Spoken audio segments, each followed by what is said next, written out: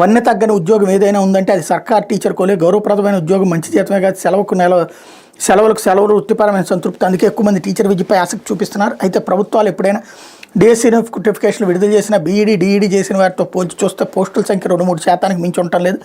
పోనీ ప్రైవేట్ పాఠశాలలో చేరదామంటే అక్కడ సరైన జీతం ఎవరు? దీంతో బీఈడీ, డిఈడీలు చేసిన లక్షల మంది ఖాళీగానే మిగిలిపోయే పరిస్థితి. కొందరు ఈ వృత్తిని వదిలేసి ఇతరత్రా ప్రైవేట్ ఉద్యోగాల వైపు వెళ్ళిపోతున్నారు.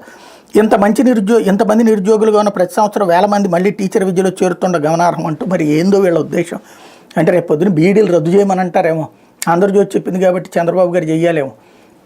మరి ఆ లెక్కనైతే బీటెక్లో ఏడాదికే 6 లక్షల మంది కనుక పాస్ అయితే ఫైనల్గా ఉద్యోగాలు వస్తున్నటువంటి వాళ్ళు 1 నుంచి 2 లక్షల మంది, మిగతా 4 లక్షల నిరుద్యోగులుగానే ఉంటున్నారు కదా. లేదా ఏదో ఆ బీటెక్కి సంబంధించిన ఉద్యోగాలన్నీ చేస్తున్నారు కదా. కాబట్టి బీటెక్ రద్దు చేసేద్దామా? ఇదో విచిత్రమైనటువంటి కథనాల్ని ప్రొజెక్ట్ చేయడం వీళ్ళకేసి వెళ్ళింది. అదే నడుస్తుంది. లేకపోతే